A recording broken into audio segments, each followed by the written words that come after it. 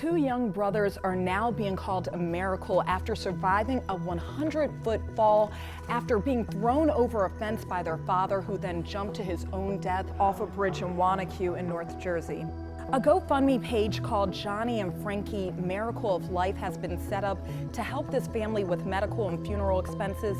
The page states, although judgment may be the easy route, compassion is what is needed now. As with the 7 billion other souls on this planet, John was not perfect. We will never understand the pain in his heart nor the hope that he lost. The silver lining to this heart-wrenching story is that the boys ages 1 and 3 have survived with minor injuries and were treated at St. Joseph's Regional Medical Center in Patterson. Police say they were never called out to any domestic disputes between 37-year-old John Spincken and his wife, but Spincken did plead guilty to violating a restraining order for domestic violence from a previous relationship.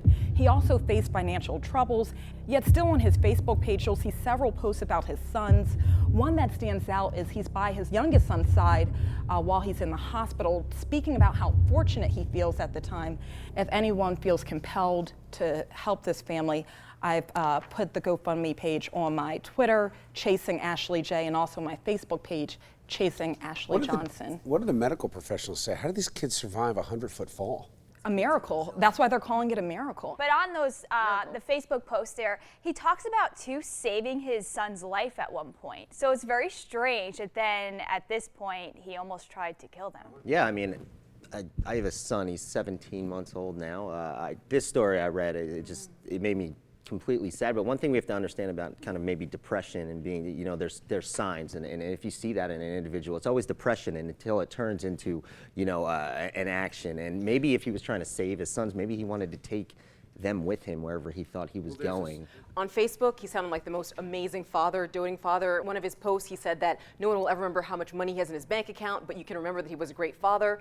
But the reality is he tried to kill his kids. Yeah. The crazy thing about all of this is the bridge where he decided to jump from is known for being a spot in the area where people take their own life. They actually say that fence was there because it's for that reason. They call it a suicide prevention fence. Yeah, I've never heard of that. So the fact that the boys are alive is remarkable. I read that the police officers found the father through locating his cell phone and were able to get to the kids so quickly that that was really a big factor Yeah, cops in their did an amazing survival. job.